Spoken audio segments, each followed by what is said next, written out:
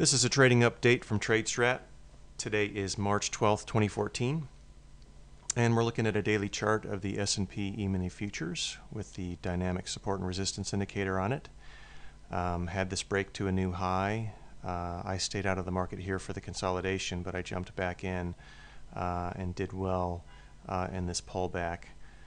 Let's go to the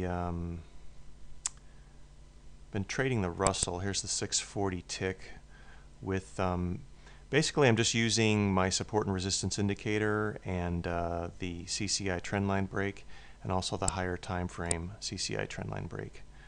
I do look at volume and other things like that, but today I noticed we were marching up to this gap fill, and one thing I like to do is work with lower time frame charts when I'm actually trading. So this is the 640 tick. It shows me the turns really nicely. I'll go to the 1 minute TF, which actually has my trades on it. Saw us approaching the gap fill, and I'll probably make this a part of the indicator. I drew this in manually, but it's a good thing to always know where these gap fills are. I trade gaps in a different way. I don't trade anticipating a fill. I trade the bounce off of the fill. So I got in. I've never done it this tight before. I got in right at the top here. I don't know if you can see this triangle.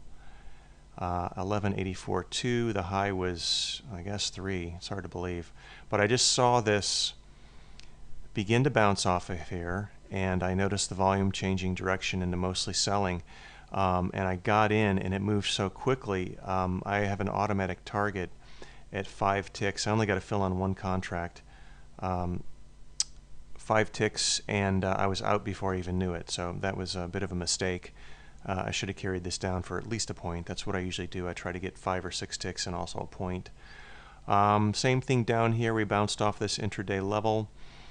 This is a CCI trendline break. You can anticipate these. Right here you've got this trend line, and you can see the average coming back up and getting ready to cross right here.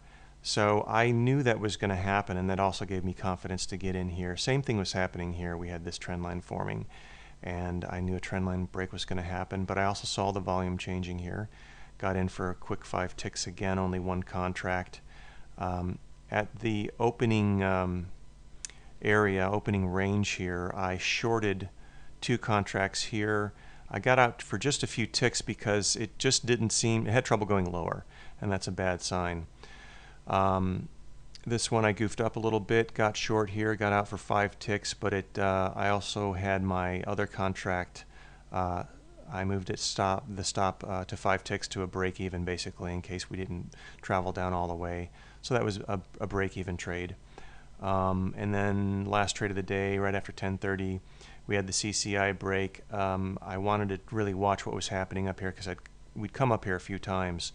And right at this last push, I got in for 2 contracts, got out for one for 5 ticks, one for 10 ticks. Hope you enjoyed this video, and if you'd like to learn more about the indicators shown here, you can do so at tradestrat.net.